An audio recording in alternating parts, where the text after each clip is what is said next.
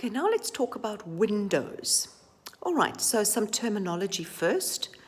This particular style of window is called a casement window because that over there is called a casement, and if it opens away from you like a mini door, that's called a casement. Okay, so windows have two parts. They have the frame and they have this panel over here. Okay, and you have to specify them separately. So this, once again, this is a PVC frame and an aluminium window, and it's double glazed because we're at the coast. Okay, so once I've closed it, you'll see there's the center piece over here which won't open. So I can open that part, I can open this part, and I'm left with the center upright. That is called the mullion. And the mullion and the frame stay fixed, and the opening panels open. And that opening panel is called the casement. Okay. Where you put your windows and doors in your wall is actually very, very important, because this is an outside wall, which means it's a 220 wall. No, actually, because we're at the coast, this is a 280 wall, so you can see it's extra thick. And the windows have been placed more towards the outside than towards the inside.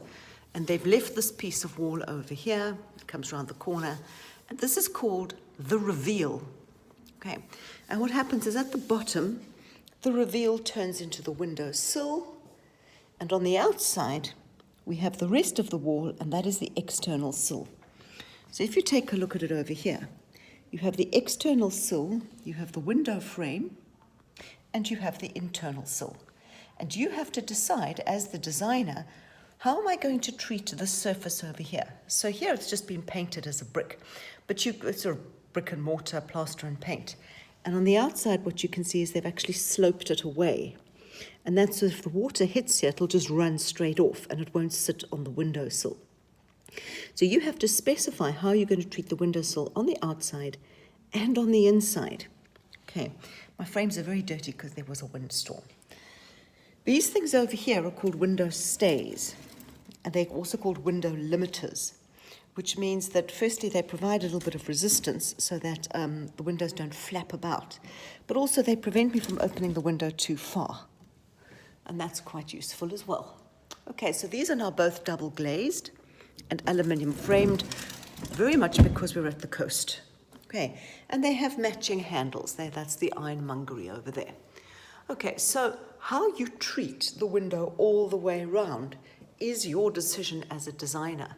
I could have chosen to have brought this window and mounted it there, or mounted it there.